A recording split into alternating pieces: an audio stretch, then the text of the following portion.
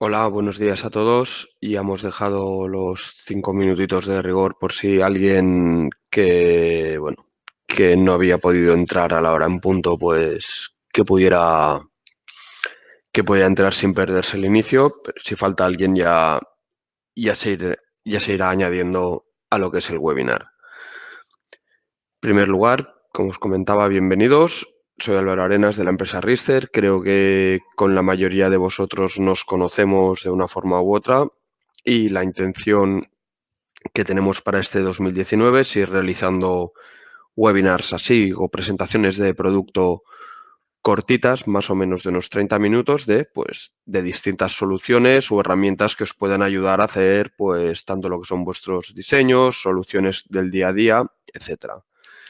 En este primer webinar hemos querido empezar haciéndolo con lo que es de explicar por encima lo que es la herramienta de diseño de Avigilon, que realmente es muy útil tanto para empezar a hacer cálculos de cámaras que podemos necesitar en según qué tipo de escenas, como para dimensionar luego también lo que son videograbadores, etcétera. ¿Vale? Para ello, lo primero que tenemos que tener presente es las distintas tecnologías y la nomenclatura de las cámaras de Avigilon, ¿vale? Para ello, como os comentaba, lo primero que vamos a hacer es, haremos un breve repaso de la nomenclatura de las distintas cámaras Avigilon, tecnologías muy rápidamente, ¿vale? Pues qué es el Smart Codec, cómo se utiliza, en qué me puede ayudar, etcétera. Los tipos de videograbadores que existen, más que nada, pues para cuando luego vayamos a la herramienta, pues que nos sea familiar. Y luego, pues nos lanzaremos directamente a lo que es la herramienta de diseño, abriremos, haremos un pequeño diseño por encima para que veáis tanto lo que es el cálculo de escenas, cálculo de anchos de bandas y cálculo de servidor. En primer lugar, cámaras Avigilon. Entiendo que todos más o menos habéis visto o os han explicado alguna vez, habéis estado en una presentación de cámaras Avigilon, ¿vale? La nomenclatura, como todas las cámaras y marcas, pues bueno, pues tiene ciertos números y ciertas letras, ¿vale? Yo os lo he querido resumir de esta forma que veis aquí arriba, ¿vale? Más que nada porque siempre suele seguir un orden que es muy cómodo tenerlo en cuenta a la hora de saber qué cámara tengo que elegir, tanto a la hora de diseño como luego presupuestar. Para que nos hagamos una idea, ¿vale? A mano derecha veis un poquito los tipos de cámaras que tiene Avigilon.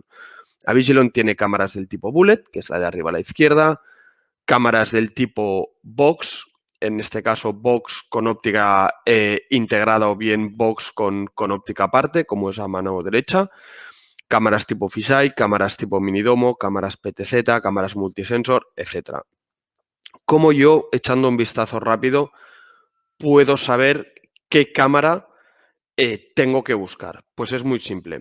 Si os fijáis, yo lo primero que tengo en la nomenclatura de las cámaras, lo primero que me sale siempre es un número o un número punto cero o un número punto 3, 1.3, 2.0, 3.0, etcétera. Ese número, que es lo que yo aquí he puesto como A, es el número de megapíxeles que tiene la cámara, la resolución de la cámara. Luego, la mayoría de veces me puede venir con una C, con una W, con una L o bien sin nada. ¿A qué se refiere a eso? Tecnologías de visionado. Es decir, pues si la cámara lleva WDR, si la cámara para poder ver mejor en situaciones de contraluz, si la cámara lleva tecnología Light Catcher para ser capaz de ver mejor manteniendo el color verdadero en situaciones donde la luz está muy comprometida, si tiene las dos tecnologías, si en caso que tenga el WDR y sea Light Catcher, lo que veremos es que tiene una C. Por ejemplo, 3.0C. Ese C significa que esa cámara tiene WDR y tiene Light Catcher. O bien es posible que no lleve nada. Luego siempre vamos a ver un guión y luego vamos a ver un H4, ¿vale? Esto es muy sencillo. H4 es la serie en la que están ahora, ¿vale? Están en la versión 4. Hace un par de años pues estaban en las H3. Supongo pues que cuando salgan las nuevas cámaras pues se les llamará H5. ¿Vale? Eso siempre es lo mismo. Lo que no es lo mismo es lo que viene luego, que es la C. Esa C nos indica la serie de cámara que es. Es decir, nos podemos encontrar con una cámara que sea una H4A, significa la gama de familias que llevan analítica integrada dentro de la propia cámara. H4SL es el tipo de cámaras que son de exterior, tipo bullet y tipo minidomo, pero no disponen de analítica de vídeo. H4F es el formato de cámara fisheye. H4PTZ o IRPTZ, como podéis intuir, pues son las domos motorizadas. H4M se refiere a lo que es la cámara microdomo, o H4 Pro, que son las cámaras de arriba a la derecha, que es box, pero con óptica intercambiable, es decir, las cámaras de 8, 12, 16, 24 y 30 megapíxeles en formato Pro. También luego aquí podría haber otro formato que podría ser el H4MH, ¿vale? Que son las cámaras del tipo multisensor, ¿vale? Que es la cámara de abajo a la derecha, donde vemos que tengo 3 o 4 ópticas integradas en una misma. Lo que pasa es que eso ya son casos especiales. Luego siempre se pone un guión y nos aparece una letra, que normalmente es o una B o una D. Es decir, si la cámara es del tipo box o bien si es del tipo domo. En caso de que sea una cámara bullet, lo que vemos es una B y una O, un box outdoor. En caso de que sea una domo de exterior, pues veremos un DO, domo outdoor. En caso que fuera una domo de exterior, pero para colgar, lo que veríamos es que es un DP, domo pendant. Y en caso de que fuera una domo de empotrar, de interior, pero de empotrar en techo, veríamos que es una DC. Es muy importante esto tenerlo en cuenta, sobre todo luego cuando se realizan presupuestos y demás, porque estos accesorios a día de hoy no son intercambiables. Yo una domo outdoor no la puedo convertir en una domo pendant, ¿vale? Cuando se presupuesta y cuando se realice el pedido es con el propio formato. No tengo un accesorio para una cámara convertirla en otra. Luego siempre vemos un número, siempre dentro del B o del BO, del D o del DO vemos un número. Si es un 1 o un 2 o en algún caso un 3, es el tipo de óptica en las cámaras que llevan una óptica integrada. Por lo general, cuando lleva un 1 se refiere a una óptica corta. Una óptica corta se entiende de hasta 8 o 9 milímetros, un 2.8 o un bien un 3.9 o bien un 4,38, dependiendo ya de la resolución. Pero vamos, para que nos hagamos una idea, siempre nos estamos moviendo entre un 3,9 milímetros. Si vemos un 2, estamos hablando de una óptica larga. Una óptica larga, hablamos de un 9-22, ¿vale? Hasta 22 milímetros. Solamente hay una excepción en este caso. Y es en las cámaras de hasta 3 megapíxeles que son del tipo B. Es decir, si yo veo una cámara que es un 3.0, por decir algo, H4A B1, ese B1, ese 1 no se refiere a una óptica corta, sino se refiere a unas ópticas especiales para este tipo de cámaras que van desde 5 hasta 85 milímetros. Simplemente que lo tengáis en cuenta, aunque luego en la herramienta de diseño lo podremos ver con más detalle. Luego veremos otro guión y ya simplemente después nos sale si dispone de IRs o no dispone de IR. Si dispone de IR nos sale un IR y si no dispone de IR, pues en este caso no nos sale nada. Si vais teniendo preguntas al respecto, por favor, irme escribiendo que os las iré contestando o bien al final o si es de un hecho muy particular de alguna de las diapositivas o de algo en particular, en el mismo momento. Eso es lo que son cámaras de espectro visible. Después Avigilon lo que sacó a principio de año pasado eran lo que son las cámaras térmicas. Obviamente el formato o la nomenclatura de las cámaras térmicas pues es algo distinto, aunque es muy sencillo, ¿vale? Para que nos hagamos una idea, como podréis ver en la diapositiva, primero, todas son cámaras del tipo bullet, ¿vale? De hecho, son muy parecidas o prácticamente iguales a lo que es una cámara de espectro visible de exterior. Siempre la nomenclatura es 320S-H4A-THC-BE. 320S es porque es el rango de resolución respecto al cual se hace la analítica. H4A, pues porque las cámaras térmicas disponen de analítica de vídeo. THC porque es un thermal camera. BO, igual que hemos comentado antes, porque son del tipo box outdoor, es decir, del tipo bullet. Y luego siempre me vendrá un 12, un 24 o un 50. Es muy sencillo. Es dependiendo de la óptica que lleven, ¿vale? Aquí podéis ver, pues, la BO12 lleva una óptica de 18 milímetros, que eso, pues, me conlleva una apertura de 11 grados. La BO24 tienen una apertura de unos 20 grados con una óptica de 9 milímetros y la BO50 tiene una apertura de unos 46 grados más o menos con una óptica de 4,3 milímetros.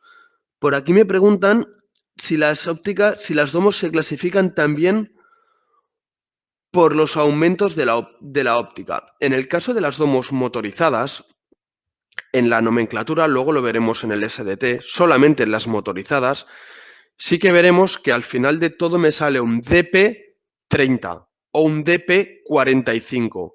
Ese DP30 o ese DP45 me indican los aumentos con los cuales puedo realizar un zoom óptico. Luego lo veremos con más detalle. Tecnologías de imagen. Esto lo vamos a ver muy rápido, pero sí que lo tenemos que tener en cuenta a la hora de realizar un diseño, sobre todo cuando queremos calcular luego todo lo que son anchos de banda y lo que es cálculo en espacio de disco duro.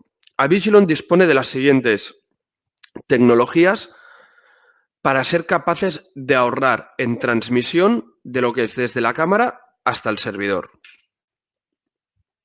Esta tecnología se llama Smart Codec y se basa en dos partes. Por un lado, en escena inactiva y por otro lado, en la codificación inteligente. ¿En qué consiste cada una de ellas? Lo que se llama la codificación inteligente, ¿vale? Se puede ver muy claro, aunque es de una forma exagerada, en esta propia fotografía. ¿Qué es lo que puedo hacer? Yo puedo activar en la cámara que toda la parte de la escena que esté quieta, que yo no tenga movimiento, que me comprima más dicha imagen. Es decir, que me dé esa imagen con menos detalle. ¿Por qué? Pues porque yo, por ejemplo, si estoy enfocando lo que es un pasillo, en la zona de paredes que yo no voy a tener movimiento, quizá no me es tan interesante tener un alto detalle de lo mismo. ¿Por qué? Pues porque es una zona estática. En cambio, en las zonas donde yo tengo movimiento, la cámara ahí me da todo el detalle que yo necesite. Si yo en una zona que puede pasarme que sea estática y que de pronto empiece a tener movimiento, y en el trozo donde empiezo a tener movimiento, con un pre-buffering configurable, me lo pasa a dar con todo lujo de detalles. Lo que sí que me supone es un ahorro de ancho de banda de cámara hacia el servidor. Luego lo veremos cuando veamos lo que es el cálculo de servidores y de anchos de banda. Eso cuando estoy teniendo un movimiento en escena. Otra posibilidad que me puede pasar, como vosotros sabréis, es que a mí el cliente final me diga que quiere grabar en continuo, pues porque por lo que sea necesita tener una grabación en continuo, pero claro, estar grabando a 25 imágenes por segundo un fantástico pasillo, por decirlo de alguna forma, donde por la noche no tengo ningún tipo de movimiento porque la oficina está cerrada, lo único que eso me comporta es un problema de de disco duro. ¿Por qué? Pues porque le voy a incrementar el coste al cliente final en discos por escenas donde no tiene movimiento. Una posible solución puede coger y decir, vale, pues yo activo en las propias cámaras de Avigilon lo que se llama el idle scene, la escena inactiva, y hago que cuando en ningún punto de la escena tenga movimiento, me grabe a una imagen por segundo. Entonces, cuando en la cámara empiece a detectar movimiento, automáticamente que dicha cámara me pase a grabar a 25 imágenes por segundo. Es una forma de tener una grabación continua como se nos pide, pudiendo economizar lo que es el precio en discos duros y en ancho de banda. Las dos tecnologías pueden funcionar a la vez. Es decir, en el caso que estamos viendo de una persona que empieza a correr, yo podría tener activado el Smart Codec, con lo cual el resto de escena que no es esta persona que se está totalmente quieta, me estaría trabajando con Smart Codec, con lo cual continuaría teniendo ahorro de ancho de banda. Luego veremos cómo nos puede ayudar estas dos tecnologías a ahorrar en disco duro y en todo lo que es ancho de banda de cámara servidor. Tipos de grabadores. Los vamos a ver de una forma muy rápida, pero también me interesa que os sean más o menos familiares para cuando luego estamos realizando un diseño, saber qué características tiene cada grabador, qué me aporta o qué no me aporta. Primero, el grabador más pequeño, ¿vale? Lo vamos a ver de pequeño a grande. Lo que son las cámaras Edge. Las cámaras Edge, que también son un grabador, es una cámara que además de ser la cámara, lleva un disco duro en estado sólido dentro de la misma, con lo cual me permite que ella sola funcione como un sistema autónomo. Yo a ella me conectaría como cliente, le puedo realizar reglas de analítica, alarmas, etcétera, etcétera. Lo digo porque eso lo vamos a ver en el SDT, vamos a ver que una cámara Edge me sale como almacenamiento y como propia cámara. Luego empezamos con los tipos de grabadores de una forma muy rápida. Para grabación distribuida, ¿vale? O grabación que no necesito realizar visualización en el mismo, tengo los propios videograbadores Edge. Estos videograbadores en nomenclatura los podéis distinguir de una forma muy fácil porque se les llama RPO o bien RPA, ¿vale? En el caso del RPO es el normal y en el caso del RPA, además, este videograbador me incorpora analítica de vídeo. La analítica ya no solamente lo llevaría en las cámaras, sino que también se le podría poner al videograbador por si se consumen cámaras de terceros. Luego, videograbadores en formato NVR, ¿vale? En pequeño formato, que ya te vienen con salida monitor, etcétera. Disponemos de los appliance, ¿vale? Los appliance los distinguiremos en código porque veremos como VMA-AS2. Después de ese AS2 nos vendría un 8P, un 16P o un 24P. Es muy sencillo. Como intuiréis, ese número que me va delante de la P, lo que me dice es los puertos PoE que me lleva el propio videograbador. En el caso de arriba veis el de 8. En el caso de aquí abajo, que ya te viene con 4 discos duros, vemos el de 16 o bien el de 24. Así como los videograbadores de grabación distribuida me vienen con un firmware cargado que me permite unas cámaras y solamente ese número de cámaras, es decir, 4 o 6 canales y solamente ese número de canales. En el caso de los appliance, de los VMA-AS2, como me vienen licenciados, yo puedo adquirir más licencias para que estos puedan tener más cámaras de las que a priori llevan de puertos PoE. Esa conectividad se realizaría mediante los puertos gigabit tanto a una cámara o bien a switches si estuvieran más lejos de los 80-90 metros que se recomienda de tirada de cable. Luego tenemos grabadores tipo Workstation, ¿vale? Es un PC optimizado para el trabajo de CCTV con una capacidad de unos 120 megabits, que aparte dispone de 2 salidas de monitor. Y finalmente, en la gama alta, cuando ya empieza a tener mucha carga de cámaras, lo que tenemos son los propios, aunque se les llama NVR, son los propios servidores.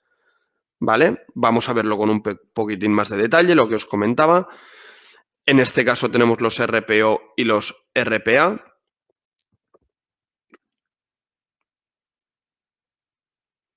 Los RPOs me comentan que si los videograbadores admiten cualquier tipo de cámara. Sí, a ver, tenéis que pensar que admiten cualquier tipo de cámara ONBIF, con lo cual no hay problema para hacer integración de cámaras de tercero. Obviamente la compatibilidad entre los videograbadores y las cámaras, así como las posibilidades de configuración desde el propio software, estarán más limitadas dependiendo de la integración de ONBIF que esté realizada o que no esté realizada. Pero la respuesta es sí, podemos integrar cualquier tipo de cámaras. Es más, en el modelo que estamos viendo abajo, que es el Analytics Appliance, el que os comento como RPA, está pensado para poder hacer analítica de vídeo con cámaras de terceros. En cambio, en el RPO es un equipo que está pensado simplemente para conectar y poder hacer analítica con cámaras Avigilon, porque es la analítica, perdón, son las cámaras las que llevan la analítica. Están en modelos de 2 y de 4 teras. Comentaros que hace poco ha salido un nuevo equipo de grabación distribuida, ¿vale? Como el RPO, pero en vez de ser hasta 4 cámaras, es hasta 8 cámaras y con una capacidad de almacenamiento de 8 teras.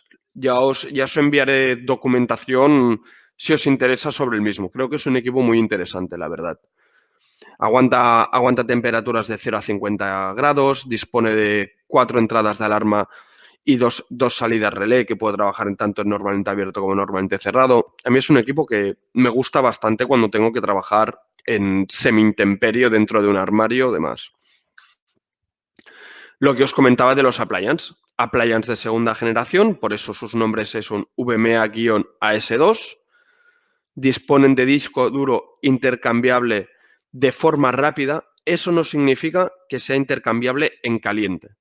Ya lo puedo apagar, pero no tengo que abrir, lo tengo que apagar para hacer un cambio de disco, pero no tengo que desmontar el equipo para hacerle un cambio de disco de lo que es storage. Por el disco duro en sistema operativo sí que lo tengo dentro.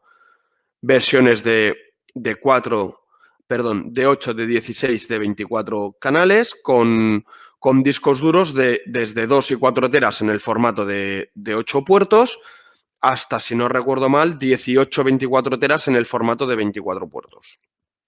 Es como si fuera un todo en uno. Y ya servidores de alta capacidad. Hay 3 gamas. NVR3 Value, que me aguanta un throughput de grabación de 256 megabits, NVR estándar de 450 megabits de grabación, o Premium, que aquí si os fijáis me sale que puede ser o 1350 o bien 600 megabits. ¿Por qué? Es muy sencillo.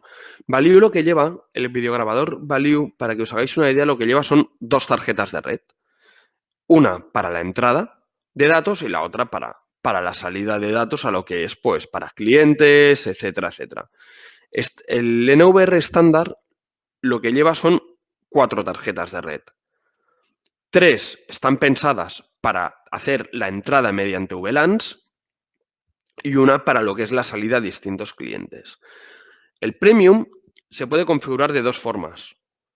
O bien mediante las bocas RJ45 que lleva, que en el caso de NVR4 son 2, o bien Si os fijáis arriba en la fotografía, veréis que yo tengo aquí dos entradas para entrar en pastilla de fibra, conectorización 10G, que eso me permite, si yo entro con dichas pastillas de fibra y obviamente con capacidad de switching 10G que me tiene que llevar la electrónica de red, me permite más que duplicar su capacidad de bandwidth hasta los 1350 megabits. Yo esto lo considero muy interesante, sobre todo en sitios donde podemos tener una demanda muy alta de datos. Pues ¿por qué? Porque los premiums ya son equipos que podemos grabar, tener almacenamiento en RAID 6 de hasta 157 teras y muchas veces me puede salir a cuenta tener, pues conectar directamente a 10G y bajar costes en lo que son videograbadores. Lo único que os voy a comentar antes respecto al cálculo de escenas, antes de abrir el propio SDT, es que tengamos en cuenta lo siguiente, y es esta diapositiva. Por desgracia, en el mercado, a todos, yo el primero, tenemos la mala costumbre de hablar de que el hecho de que algo se vea mejor o peor viene dado por los megapíxeles, ¿vale? Cuando eso es semifalso. Es decir, la medida real que hace que algo lo veamos mejor o peor no son los megapíxeles, que es la resolución que tiene la cámara, sino son la densidad de píxeles, expresado siempre en píxeles por metro. Si os fijáis aquí abajo, vais a ver o veis una misma fotografía, tanto de una persona como de un par de matrículas, con distintas densidades de píxeles, ¿vale?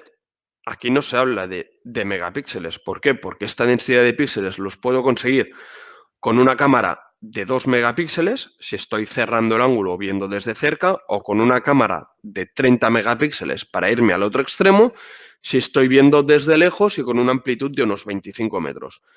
Pero eso sí que es muy importante que lo tengáis en cuenta porque ahora cuando abramos diseños veremos que, siempre se me habla de píxeles por metro, nunca se me habla de megapíxeles. Teniendo en cuenta los píxeles por metro o bien la densidad de píxeles que yo quiero ver, si necesito identificar una persona, no necesito identificarla, etcétera, veremos que necesito unas cámaras u otras. Pero el proceso es este. El proceso no es el contrario. El proceso no es decir, yo pongo una cámara de 5 megapíxeles y a ver si tengo más o menos calidad de imagen. No. El proceso es saber qué es lo que nos está pidiendo el cliente, qué requiero en cada zona, si simplemente requiero hacer analítica o bien necesito identificar una persona, necesito ver una matrícula, etcétera. Eso lo veo por la densidad de píxeles. No lo veo por los megapíxeles de cámara que ponga. Vamos a abrir el propio SDT, que creo que va a ser más útil que seguir con la presentación. Esta es la pantalla del System Design Tools cuando yo lo abro, ¿vale? De hecho, cuando yo lo abro, la tengo así. Vamos a repasar por encima las distintas pestañas y luego entramos a trastearlo un poco. Primero, obviamente, tengo la típica pestaña de archivo, donde puedo generar uno nuevo, abrir un diseño que alguien haya realizado o que hayamos realizado nosotros mismos, o bien guardarlos. Luego, y muy importante, puedo realizar una exportación de este diseño en formato PDF, donde se nos enseñará, aparte de todas las cámaras que hayamos puesto, la configuración de dichas cámaras. Yo eso lo veo muy interesante por dos aspectos. Primero, enseñarle al cliente que realmente hemos realizado un diseño. No nos estamos inventando que lo que él necesita es una cámara de 2 megapíxeles, pues porque lo dice Álvaro Arenas, que se cree que sabe mucho. No, se ha realizado un cálculo objetivo, teniendo en cuenta unos planos y unas medidas, y para tener la densidad de píxeles necesaria que nos piden, vemos que requerimos esa cámara. Aparte que, seamos sinceros, viste muy bien delante del cliente enseñarle un plano con todas las cámaras, todas las configuraciones de cámaras, etcétera, etcétera, etcétera.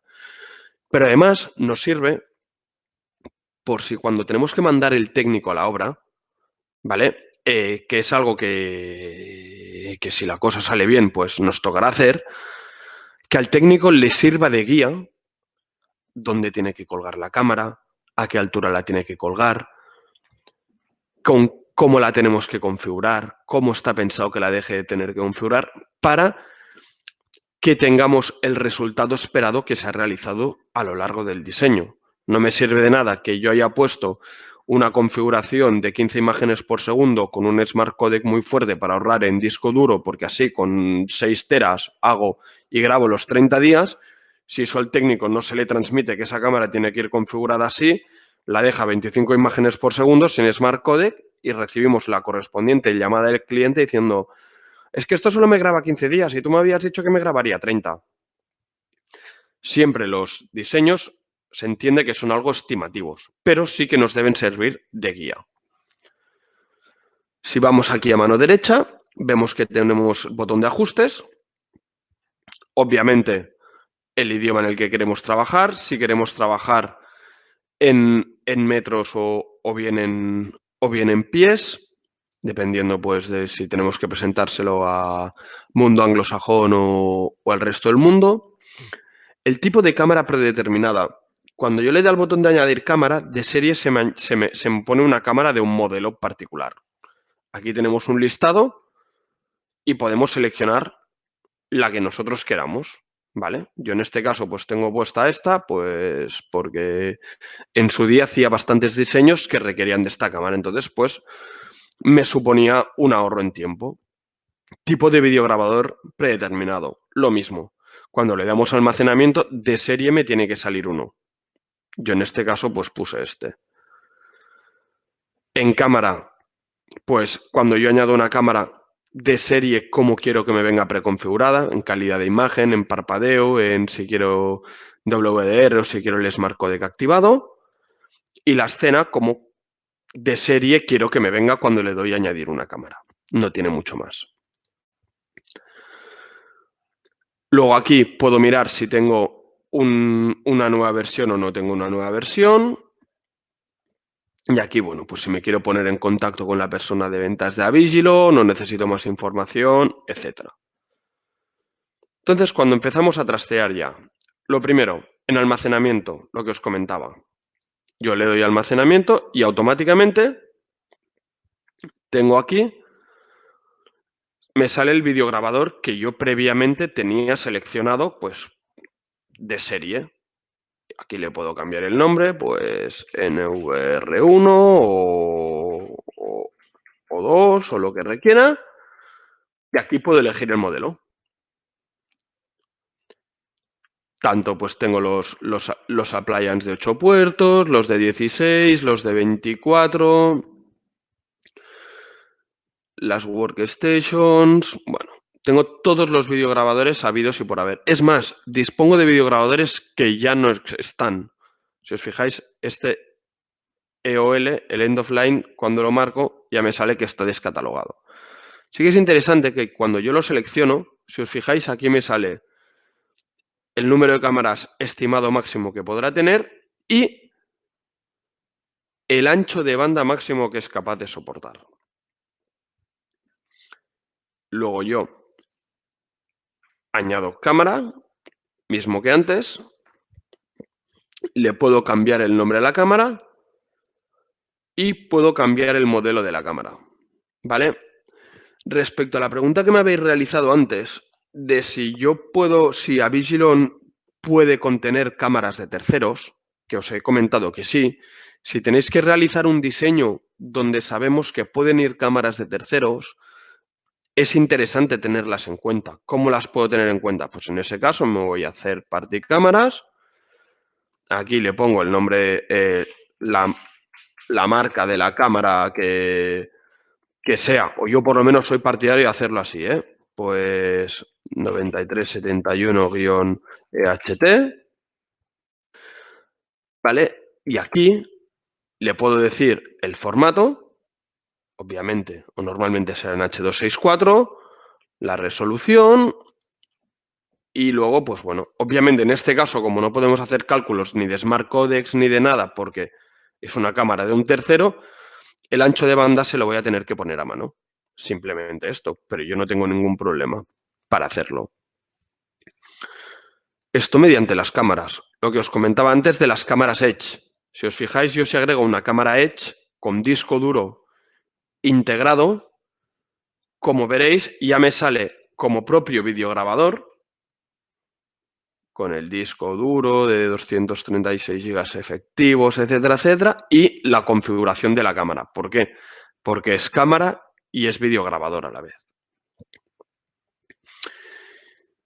Y luego la posibilidad de agregar también el Avigilon Presence Detector, el detector de alta tecnología de presencia de Avigilon, que bueno, es un detector de presencia que me combina tecnología radar con tecnología de movimiento, simplemente pues si tengo que agregar alguno en un plano, no tiene mucha historia. Yo le doy aquí, según la altura de montaje, como podéis ver,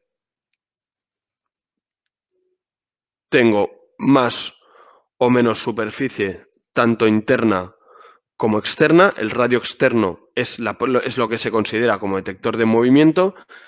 Radio interno se considera lo que es la detección de movimientos pequeños tipo respiración, etcétera, etcétera, ¿vale? Aquí os explica perfectamente, no tiene mucho más. Entonces, una vez visto por encima, ¿vale? Los distintos botones, vamos a realizar lo que es un diseño desde cero, ¿vale? Que creo que la teoría está muy bien, pero hemos venido a trastear un poco, que es como realmente se aprende. Primera cosa, tenemos la suerte de vivir en un mundo donde la mayoría de datos los puedo extraer o bien de medidas las puedo extraer vía Google, sobre todo en casos de exteriores. ¿Qué me permite Avigilon? Avigilon me permite cargar un plano, ¿vale? Yo en este caso, pues bueno, pues lo que me he hecho es me he ido a Google, he buscado pues una nave industrial, le he sacado un print screen, me lo he llevado a un Paint, lo he guardado como JPEG, ¿vale? Y luego lo he cargado aquí. ¿Cómo lo cargo? Me voy al botón de cambiar fondo, selecciono el JPEG, ¿vale? Y ya lo tengo cargado. Luego me falta escalarlo. ¿Qué es lo que hago? Si os fijáis, cuando he recortado en Paint, me he dejado aquí los metros aproximados que me dice Google. ¿Para qué? Para poderme venir aquí y con las flechitas seleccionar este plano, aparte de poderlo mover, ¿vale? Yo si hago scroll en una zona, pues se me hace grande. Me he venido aquí, pues le digo, vale, pues esto, si señor Google Maps me dice que son 10 metros, yo me lo creo. Recuerdo que estamos haciendo un diseño aproximado, ¿vale? 10 metros. Automáticamente ya lo tengo totalmente escalado. Y ahora, pues bueno, nos hemos encontrado con un cliente, con un departamento comercial, con quien sea, que nos dice que quieren cubrir pues lo que es esta nave, pues porque tienen problemas de vandalismo, por lo que sea. ¿Vale? Pues es tan simple como ahora empezar a plantar cámaras. Le doy a agregar cámara, la cámara se me pone, se me posiciona aquí en medio, yo luego la puedo seleccionar y la puedo mover hacia donde yo quiera, ¿vale? Entonces, ¿qué información me sale aquí? Vamos a ir por partes. Primero, nombre de la cámara. Como yo había agregado otras cámaras en el diseño, por eso me sale 3. Pues aquí voy a poner la ubicación donde estará la cámara. En el patio trasero. Fijaros que en el tipo de cámara, ¿vale? O en el número, ya me dice las ópticas que tiene, que es un 3 nuevo, y la distancia focal. También me dice lo siguiente: el modelo de objetivo seleccionado no es adecuado para la escena actual. ¿A qué se refiere? En la distinta información que yo aquí paso a tener como requisitos de escena, uno de los requisitos que me sale es los píxeles por metro mínimos deseados en el destino. El destino es esta línea aquí, que es este 114. Aquí, de serie, me dice que como mínimo tengo que tener 148. Es como viene configurado.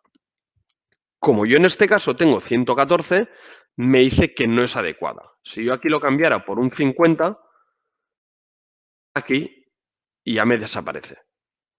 ¿Vale? Siguiente información a tener en cuenta. Primero, altura de montaje de la cámara. Pues bueno, normalmente las cámaras, pues si la tengo que meter en una fachada que vaya a cubrir más o menos toda esta zona de aquí, pues seguramente estará a 5 o a 6 metros, ¿vale? Fijémonos que yo, conforme aumento esta altura, aquí, en el pequeño diagrama que me sale, lo que me está indicando es que voy a tener más ángulo muerto. ¿Sí? Simplemente es un hecho a tener en cuenta.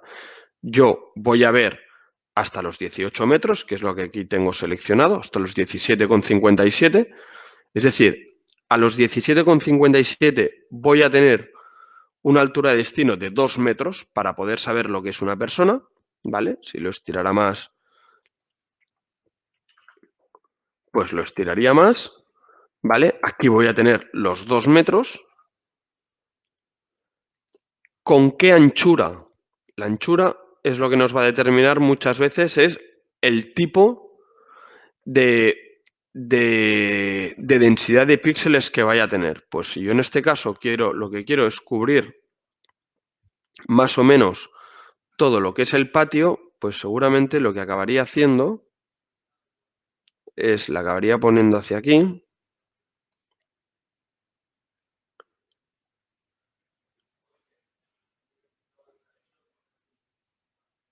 ¿Vale? Para tener más o menos una cobertura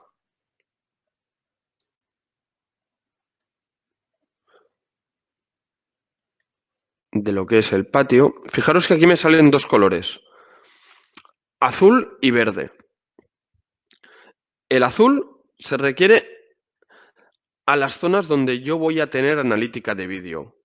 En este caso, lo voy a desactivar para que lo podamos ver más claro.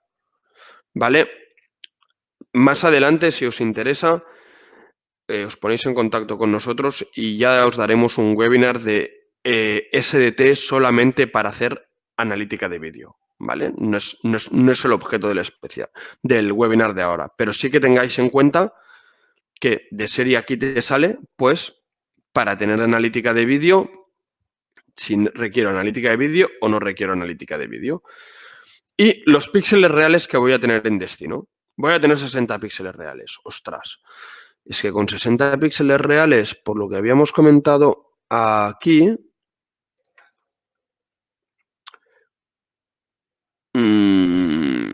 bueno, voy a saber si hay una persona o si no es una persona, pero poco más voy a tener de información sobre el mismo. Eso ya dependiendo de lo que os requiera el cliente, ni más ni menos. Si necesitan identificar quién se está moviendo por su patio, o bien te dicen, no, mira, yo lo que quiero es cubrir el perímetro, ¿vale? Pues agregando otra camarita por aquí, por decirlo de alguna forma. En este caso, pues quiero cubrir todo lo que es el perímetro.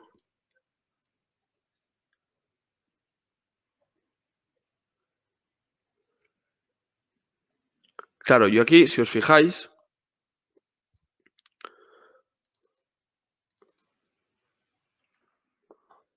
¿vale? Me dice, fijaros muy bien en esto, ¿eh? Yo aquí he cerrado muchísimo la cámara, pero muchísimo. He cerrado con un ancho de escena de 13,6 metros. Aquí, ¿qué es lo que me está diciendo? Vale, está muy bien, tienes los píxeles que requieres, pero que sepas que tu ancho de escena real que vas a tener con esta cámara es de 28,56. ¿Por qué? Porque yo realmente, como mucho, puedo cerrar a 9 milímetros. Si requiero cerrar más, pues ¿qué haría? Pues me iría a buscar el mismo modelo de cámara, pero en VO2, que son las ópticas largas de 9 a 22. Pues 3.0C, o en este caso Sí, 3.0C guión H4A-BO2. Otra opción que yo podría tener es, ostras, es que no me sé toda la nomenclatura. Bueno, pues muy sencillo, pues hacemos lo que sí que sabemos es que requerimos una cámara H4, H4A-BO2. Y aquí ya nos salen todas las cámaras H4A, BO2 que tengo. Las de 1 megapíxel, las de 2 megapíxeles, las de 3, las de 5 y, claro, la térmica BO24 pues también lo contiene. Entonces, pues, en este caso, pues venga, pues una de 5. Yo aquí ya estoy cerrando lo que le estoy pidiendo. Es más, estoy cerrando más. Si os fijáis, yo aquí le digo 13,6, mientras que cerrando a 22 milímetros, que es lo máximo que me permite, abriría a 15,8. Bueno, no está mal. Ojo, también tened en cuenta, contra más cierro yo, más ángulo muerto tengo, si os fijáis aquí. Yo aquí estoy teniendo ahora de ángulo muerto 13 metros. 13, 15 metros, más o menos. Yo, conforme voy abriendo, si yo me vengo aquí y voy abriendo, si os fijáis, el ángulo muerto se reduce. Obviamente a costa de sacrificar densidad de píxeles a final de escena. Pero bueno, eso ya es dependiendo de cada instalación o de los requerimientos que tenga el cliente. ¿Vale? Y a partir de aquí, pues bueno, pues iría colgando cámaras. Esta, habíamos dicho, pues si la otra iba a 5, pues esta también la pondría a 5, etcétera. ¿Vale? Pues si luego quisiera poner más cámaras por aquí, pues no tendría problemas. Si yo sé que más o menos todas las escenas van a ser parecidas a esta, yo puedo coger, venir aquí y duplicar el dispositivo. Y ya me lo llevo. Y por ejemplo, pues este triangulito que se parece bastante, pues digo, pues esta cámara más o menos ya me va a servir por lo que me pide el cliente. ¿Vale? Entonces aquí le cambiaría el nombre, porque si no nos va poniendo paréntesis 1, paréntesis 1. Pues cámara lateral 2, porque la lateral 1 sería esta de aquí, por decirlo de alguna forma. Y así voy plantando todas las cámaras que yo necesite en el sistema. Más información que puedo tener de dichas cámaras. Fijaros, si yo aquí clico en más información,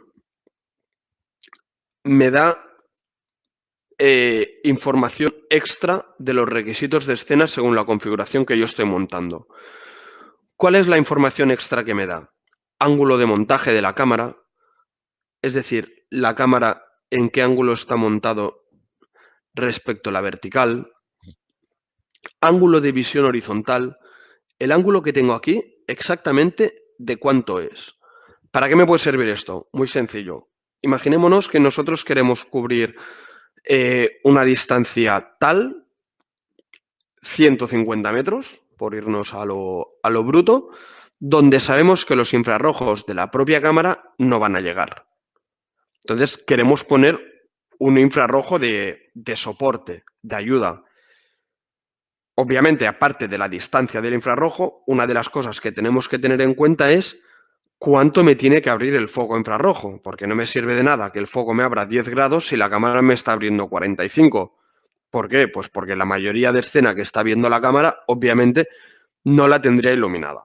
Pues por eso tengo el parámetro aquí de ángulo de visión horizontal, para tener una estimación.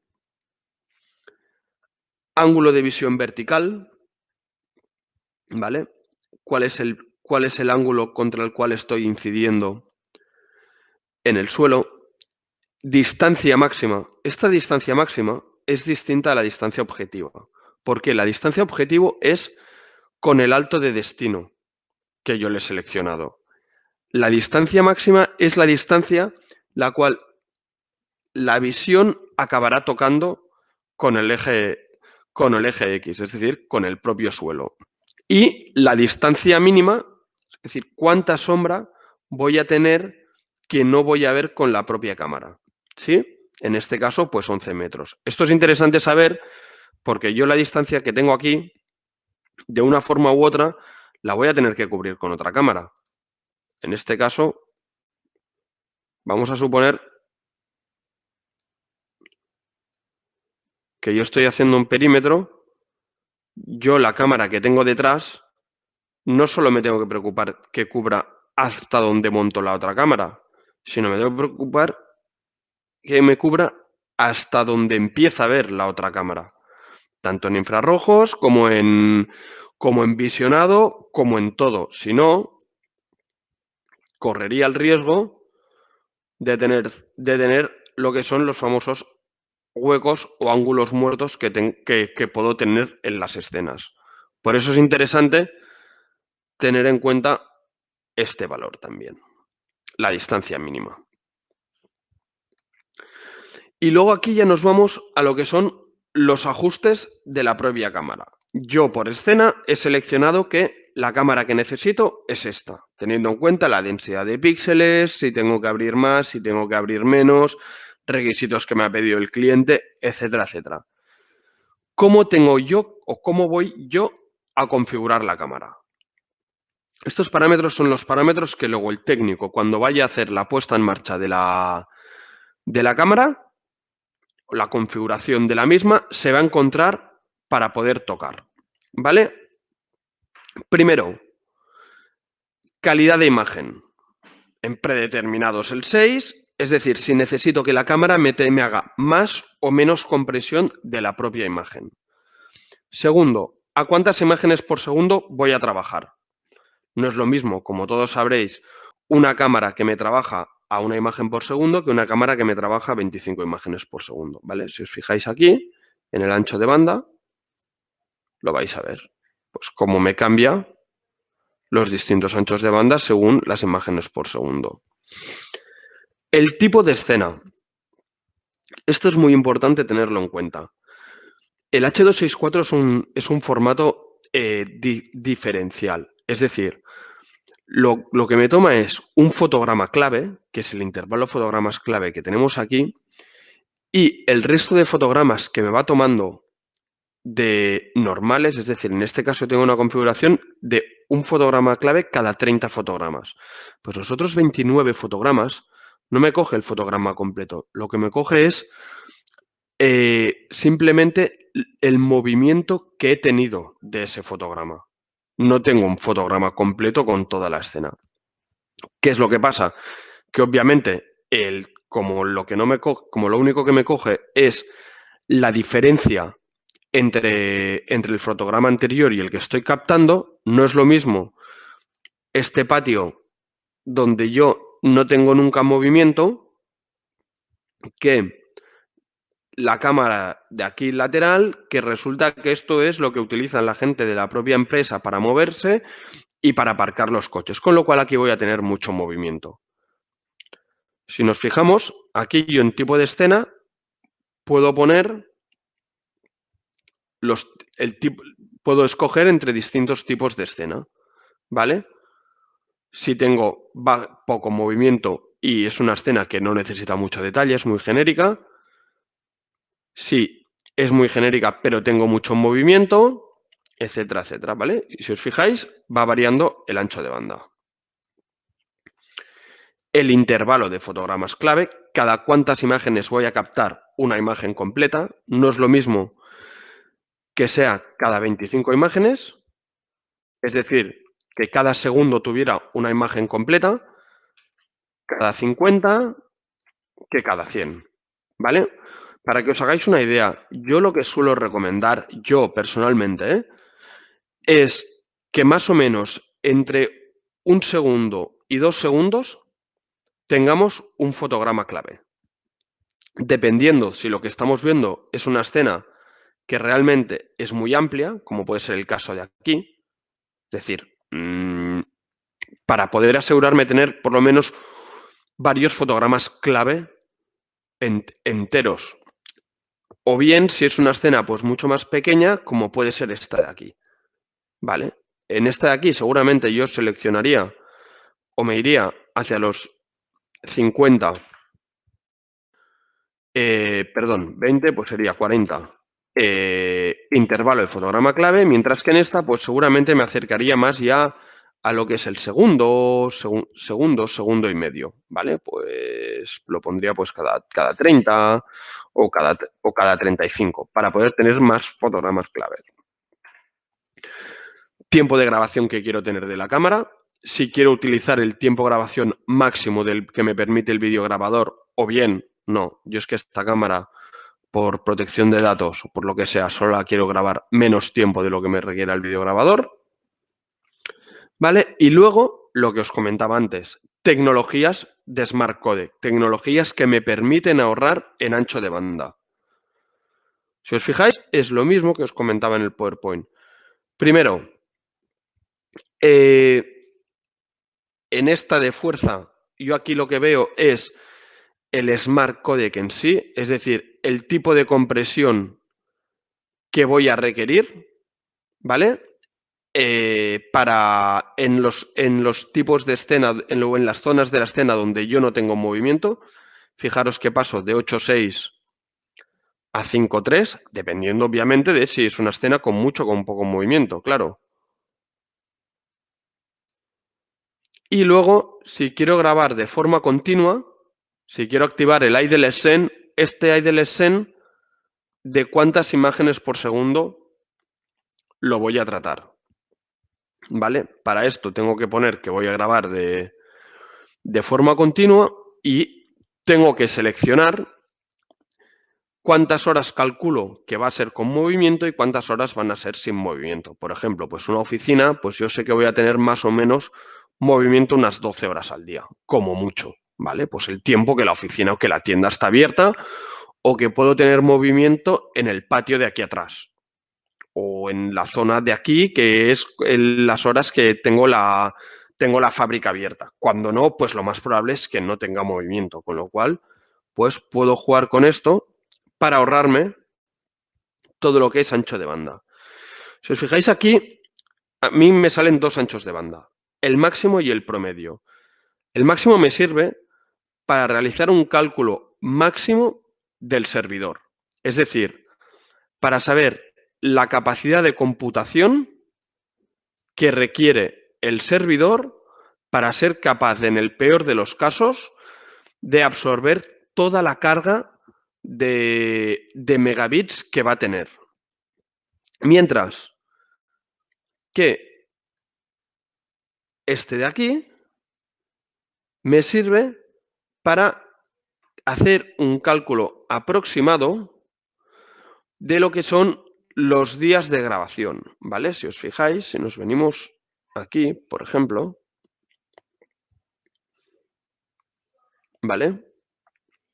Yo aquí, con el cálculo diario, con el idle scene, lo único que cambio es el promedio. ¿Por qué? Porque el máximo es cuando yo tenga movimiento. Cuando realmente en la escena esté teniendo movimiento. Es lógico que cuando grabe a una imagen por segundo, lo que voy a tener es menos ancho de banda utilizado. Con lo cual, este de aquí no se mueve. Pero en cambio, este segundo, el promedio a lo largo del día, o el promedio de segundos que se hace, pues sí que me varía. Con la correspondiente alteración de días totales de grabación. ¿Vale? Esto en lo que hace configuración de cámaras. Yo voy añadiendo todas las cámaras que yo necesite, ¿vale? En este caso las voy a ir duplicando.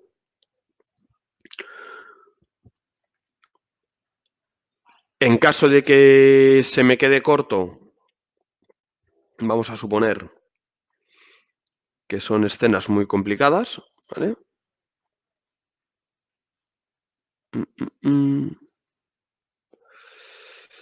Donde además no tengo Smart Codecs. Fijaros cómo la diferencia entre tener una escena complicada con Smart Codec son 5 megabits, sin Smart Codec me pasa a ser 18 megabits, es decir, el ahorro es más que significativo. Y lo que puedo hacer es añadir otro videograbador cuando este se me quede pequeño y esta cámara con el botón derecho, le digo asignar a dispositivo. ¿A qué dispositivo?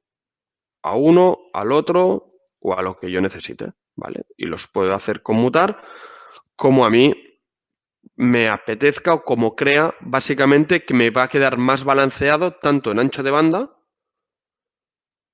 como en tiempo de grabación, que muchas veces es lo que nos acaban pidiendo. Que tenga 30 días de grabación, que tenga 15 días de grabación, etc. Además, yo, en configuración del videograbador, tengo un parámetro con el que jugar, ¿vale? Que es este de aquí. Es muy interesante esto también, tenerlo en cuenta simplemente. Yo con Avigilon siempre grabo con el primario, ¿sí? Grabo primario y grabo secundario. Entonces, yo lo que le puedo decir al sistema es cuántos días quiero que me grabe el primario, que es lo que aquí se llama transmisión principal, y cuántos días quiero que me grabe, que el primario se me borre y que solo me mantenga el secundario, ¿vale? Sobre todo en sitios donde vayamos algo cortos de disco duro o que vayamos muy justos, lo que sí que puedo hacer es, conforme se van aumentando las cámaras, pues decirle, ostras, pues mira, pues aquí me coges y me modificas un poquitín esto, ¿vale?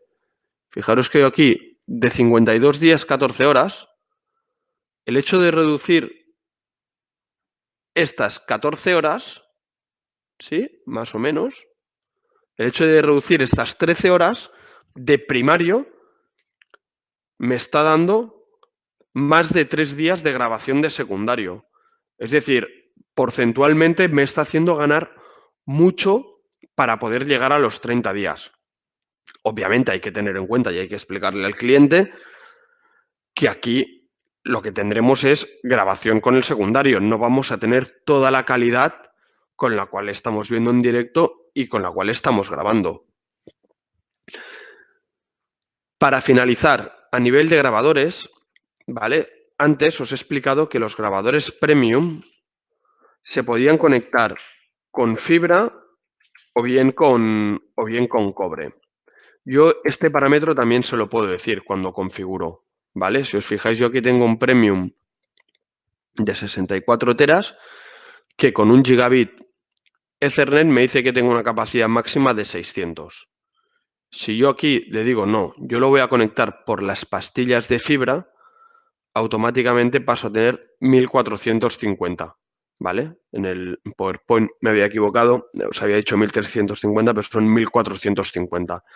Que además lo puedo llegar a aumentar jugando con las relaciones de reproducción. Eso ya, un día si alguien tiene que hacer diseños con servidores premium, con tecnología 10G, etcétera, os ponéis en contacto conmigo y entramos en más detalle en esto, pues porque incluso podemos hacerlo aumentar hasta 1550 dependiendo de las tasas estimadas de reproducción que tengamos. En principio, como iniciación a lo que es la herramienta SDT, por mi parte, eso es todo. No sé si tenéis alguna pregunta, si no tenéis preguntas, si lo que tenéis es dolor de cabeza o alguno el café se le ha quedado corto.